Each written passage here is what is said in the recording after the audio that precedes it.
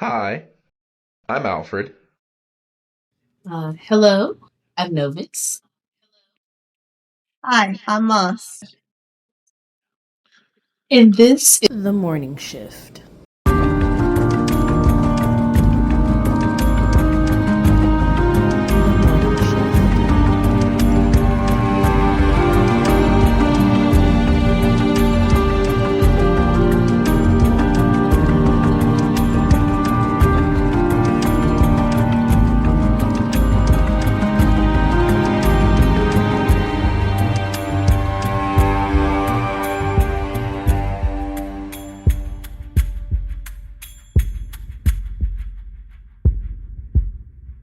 I have for you today is the story of a mother who frequently, I would say, perused the nightlife, the outside, and one day she didn't come back. And there's a couple of different internet theories about what happened to her or what happened to the people around her, but I'm here for the facts first. So, on Thursday, July 8th, 2004, Haich Onyemechi left her home, leaving behind her husband Chika and their two sons. She was seen around 5 p.m. that same day, shopping around, but then was never seen alive again. Unfortunately, we don't know much about the first 20 years of my victim, but here's what we do know. She came from a kind of large country in southeastern Africa called Malawi, which is ruled under a unitary presidential republic. So it's not too different from what we already know. In 1999, its chief justice was named Leonard Onyolo, and then he had one child, Paich. She was a little girl with big dreams. Her father said her ambitions were larger than life, and she grew into an even more ambitious young woman. At 20 years old, she took just herself, packed up, and left Malawi to study business administration in London, England. And it's here that she met her husband, a charming Nigerian man named Chika Onyemechi. Together, they applied for and were granted asylum just 1 year after they met, and they moved to Ireland, where they settled in Limerick when they first arrived. They couldn't quite get their footing in Limerick, so instead of suffering when they didn't have to, they packed up again and moved to a different part of Ireland, Waterford, in 2000. Wait, so let me get this straight. Let me ask you this. She came from South Africa. Correct. She was born there. And her husband came from Nigeria? So she had two husbands, but the only thing we know about the first is that he was also Nigerian. She had a type. God forbid a girl have a type. With her first husband, she went to London. It's at this point she met her second husband, Chika, and that's when they moved to Ireland. So we don't know anything about the first. The father won't talk about him, and as you'll find out later, her husband can't. So, yeah. You're also, I'm leaving the dates out here because this all happened in the span of 2 years. 2000, she went to London by herself. She met and married her first husband in 2000. Separated from him, met and married her second husband in 2001. By 2002, they were in Ireland. Got it. Okay. This paints a picture for me. So, Waterford is where they ended up taking their roots and building their family. So, before I get into their disappearance, I think now is the perfect time to introduce the law enforcement system that's used in Ireland. So, there, the National Police Service is referred to as An Garda Síochána. A single guard is called a Garda, while multiple officers are called Gardaí. And by definition, An Garda Síochána means guardians of the peace. So they're largely unarmed, but they're very, very effective because of how present they are in their different communities. So you'll hear me say that people were taken or reported to Garda stations because this is where those officers were operating. So in order to call in more powerful reinforcement with weapons, they have to wait for the weapons to arrive. No one patrols just with like firearms. July 10th, 2004. Peich is reported missing by her husband at the Waterford Garda station. He reports that he'd last seen her when she left her home July 8th. When the Garda there asked him, "Why did you wait 2 days to report your wife being missing?" Chica reports that this wasn't the first time that Peich had gone missing, but it was the first time that she'd not come back.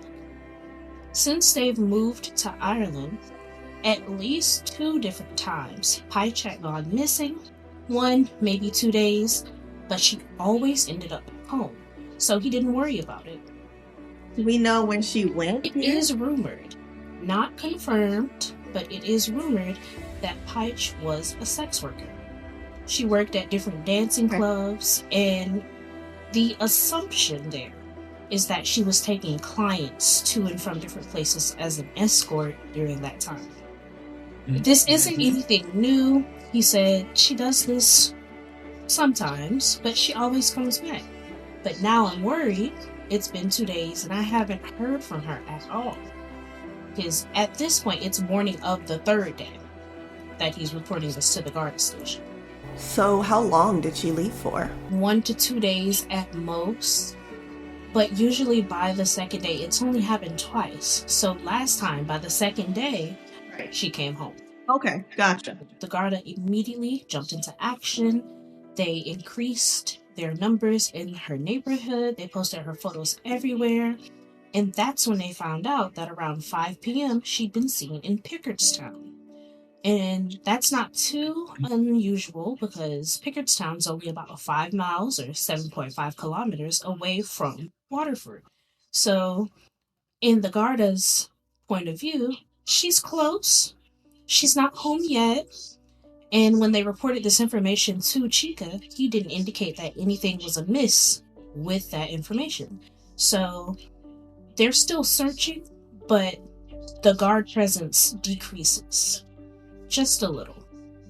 So maybe instead of 3 or 4 patrols, we're down to 2 or 3. Somebody had reported they Correct. spotted her in that general area, and the police officers are like, "Hey, we found your wife in this area," or at least somebody did. And they just sort of stopped looking after that. The general consensus is the search stopped being as intense. They never completely stopped looking, but the search stopped being as intense once they reported, "Hey, we saw her in Pickettstown. Do you know why she would be there?" And he was like, "Oh, okay, Pickettstown." And they're like, "Well, okay, Pickettstown." So no one's too concerned because at this point, they're still operating under, she disappears sometimes, but she'll come back. At this point, they have 2 sons. They're 2 or 3 years old. They're like, she'll come back. So no one's worried. Right. Okay. However, Gotcha. now 2 weeks are going. We're all the way at the end of July. It's July 23rd, and 20 miles away from Waterford, they find a mysterious black trash bag leaning up against a tree by a river. Oh no. 2 women on their walk discover this bag, and something in them, I guess their inquisitive spirits, tells them to at least inspect the bag before they pass by it. And inside, they find the badly beaten and decapitated body of Peich Onyemechi, who at that point had been decomposing the entire time. So, wait. So, they found her decapitated? Was her head in the bag?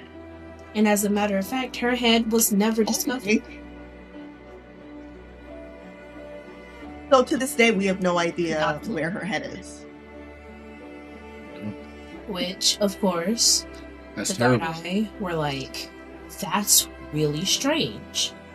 Because, okay, sure, some monster killed this innocent woman, but also some monster killed this innocent woman in a very brutal way. She was very badly bruised. And they took her head. So they found her badly bruised. Could you really tell how fresh the bruising was? The consensus, according to the Gardai, and they didn't go too deeply into it, the consensus is they believe that she had been dead for at least a week. And at that point, she still had skin to have bruises on. That was my main concern. And it seemed as though she were beat to death. There were no stabs or anything like so that. that was the cause of death. The head being removed was not what killed her. That was done after the fact. So now the Gardai are in full force again. They sweep the neighborhood again, and of course, the first person that they interview is her husband. After his interview, Of course. he was released. About a week or so, 4 or 5 days after his interview, their family home was searched, and all of the people that she knew in life were interviewed. But the Gardai was getting nowhere. Ireland sorely hosted her funeral on the 30th of July at St. Otteran's Cemetery. It took them a week after his interview to even to search the home. house? Correct. Why wouldn't they search it ahead of time, considering they know that she's dead already and her head is missing? It Doesn't make doesn't, sense. and no Yeah, one exactly. ever asked that question. Not even her father, who you remember is also in law enforcement. It's a little shaky, but you'll notice also that I said that Ireland, the country itself, is who hosted her funeral. Yeah, I was thinking that. Why not the husband? After he was Right. released, on the 23rd, he disappeared. He was last spotted on July 27th. He disappeared. He left. He didn't take anything. He's just gone. But there were no clothes missing. The house was in a state, but they attributed that state to him having to care for his sons full time by himself for the first time, and they were only about 2 or 3 years old. So it didn't look like Right, so he disappeared, but where were the children? still at the home. Like he disappeared. Alone. Correct. Okay, Wow. I'm with it. The Okay. children were home by themselves She's gone. when the It's Garda gone. searched the home. That's honestly, it's my assumption that they contacted him post-interview to ask if they could search his home. They didn't get an answer, and that's why they ended up going anyway. So how long had he been missing at this point up until About the a search? few days. They said about 5 days after his initial interview is when they searched the home, and they discovered that he hadn't been seen since the 27th when they searched the home. So his children were home alone for 2 by days. themselves. Okay, nobody was watching them at all. There was nobody else in the Nobody home, else. no grandparents. All no of their neighbor. family still lived in Malawi. So it was just, it's once again, it's not explicitly stated, but I believe that their neighbors are the ones who said, oh yeah, the last time we saw him was the 27th. Because there was no one at home. The house was a wreck, but like, not a break-in wreck, but just generally messy. So they were there by themselves. At this current point in time, still in 2025, they are concerned about him because of the way that he left. The way that he disappeared was very alarming for them, especially considering that's the exact same way it happened to Page. How is it similar? But we couldn't ask him either. So it's the assumption that they're operating under is one person leaves home, never comes back. Her husband, worried sick about her, leaves home, never comes back. His wallet wasn't at home. So the things that, oh yeah, what's in my pockets, I'm good to go, none of that was at home. No house keys, no wallet, no ID. But also, no flights, no money spent on any debit cards, Nothing. No withdrawals from a bank account. He's just gone. Okay. Vanished. Exactly. Thin air. So That's what it sounds the like. guard eye, they're very, very interested in talking to him. But at this point, they're worried for him as well. Paicha's service was attended by her remaining family members. So her brother, father, and sister-in-law flew in from Malawi, and it was at this point that her 2 sons were placed in her father's custody. And then over 100 other people from Waterford, including the African and Nigerian communities, also attended her funeral. And her brother, Leon, spoke highly of his sister, mentioning how lovely she was and how great she was to talk to and how great of a friend she was. After this funeral, it's as if there was fresh fire under the guard eye, and they followed multiple leads for her disappearance and eventual death. None of them actually ended up coming to fruition, though. So it's at this point where us armchair detectives kind of spring into action, because there are several prominent theories, including her husband, as the reason for her undoing. So when the guard eye searched their home, I told you, the house was kind of a mess. It was, a little messy between the father taking care of his children for the first time and then the children being left alone. The house ended up in disarray. But also, they found areas of carpet that were ripped up. So there's areas in this house where there's carpet missing. And of course, they can't ask the 2 and 3-year-olds what happened. So they filed this away. Okay. More stuff to investigate. Gotcha. It's at this point when they do their second round of investigation that they find out that Pike used to work at strip clubs. This is another theory that is actually very heavily explored, specifically in Ireland. According to the Sex Workers Alliance of Ireland, who call themselves SWI, the Gardaí didn't do as much as they could have during the investigation, because when Pike and Chica first came to Ireland, they did live in Limerick, and it's there that Pike began working at a strip club. Her work transformed, and that's where she ended up being a sex worker. When she first moved to Ireland, she was just a dancer. But one thing led to another, and she ended up being a sex worker. And they believe that her status as a sex worker directly contributed to the lack of justice that was sought during her investigation. And it was at this point that the Sex Workers Alliance of Ireland actually came up with their own flyer. And on this flyer, it's mentioned that Pike also may have gone by the names Gina or Cassandra Willis. So, okay. Well, I mean, that's not unusual for a sex worker, Right. typically. But they're sort of upset because it took them coming out with that information for it to be known. Because maybe someone had seen Pike within those 2 weeks between her going missing and her ending up dead. But they didn't know because of her name. So it's their, I'd say their 2 cents, but it's their 2 cents that a little more could have been done by the Gardaí station. That's fair. Another lesser thought of theory, of course, the main theory is of course the husband. The theory of the husband is heavily rooted in stereotype.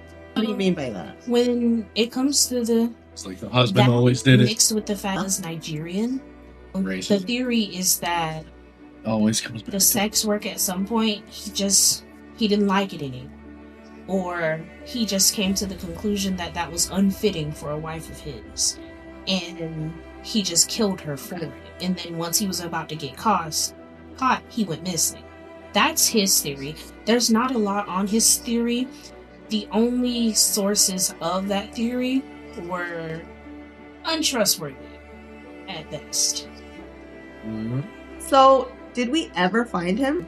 20 years, he is still missing. So, okay, what about them checking these strip clubs? Did they actually go there, talk to club owners, talk to other dancers, or other sex To the workers? Sex Workers Alliance of Ireland, there was little to no police presence in strip clubs for Peich.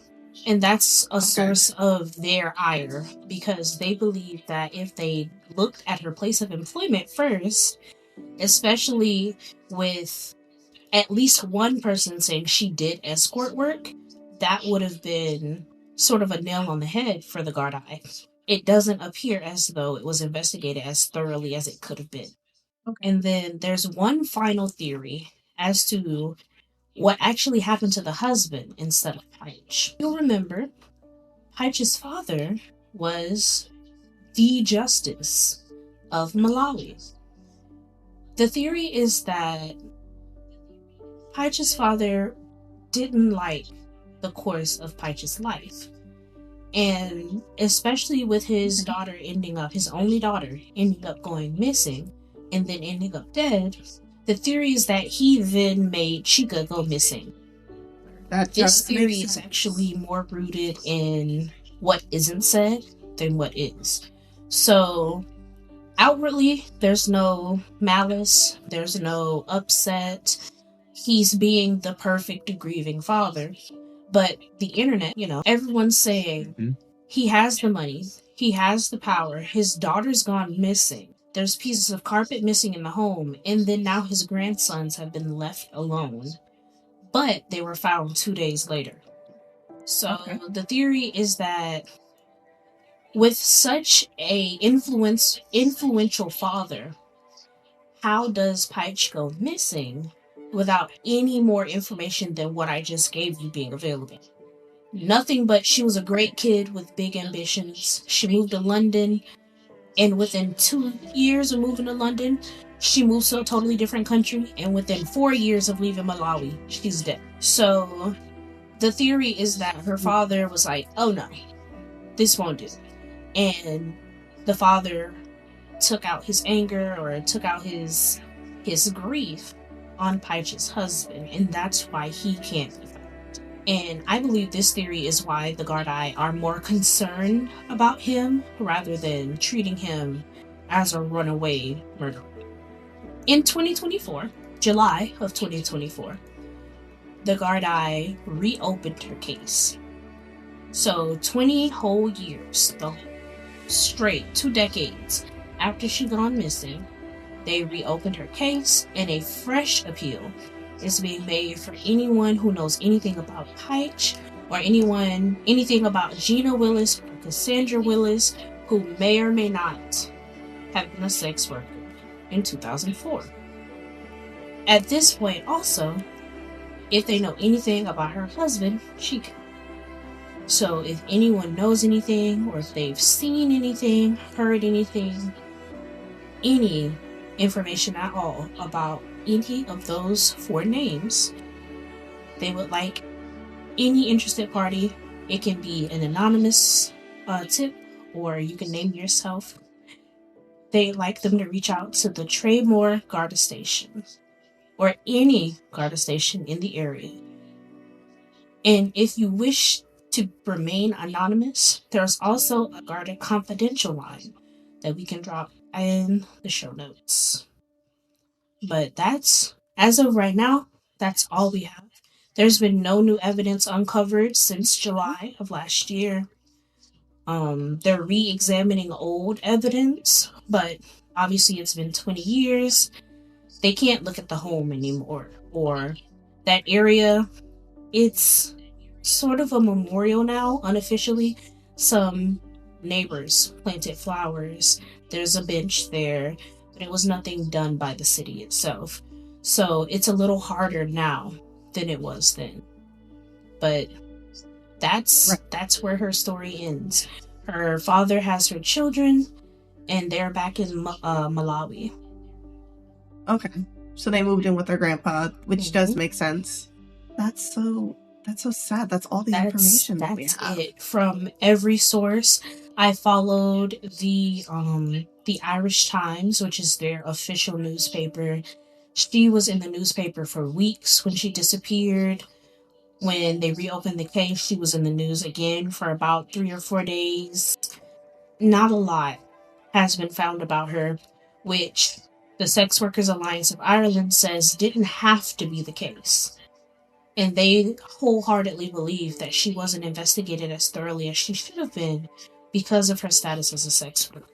Okay. We should put information about their own investigation also in the show notes, maybe their Yes. website, so people can look into them as well and get to know They were their actually in the information. Waterford News, which is the localized newspaper.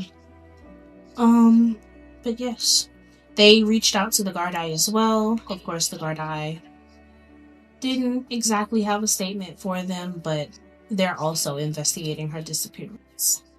Thank you so much for sharing this story today. Appreciate you. And this has been The Morning Shift.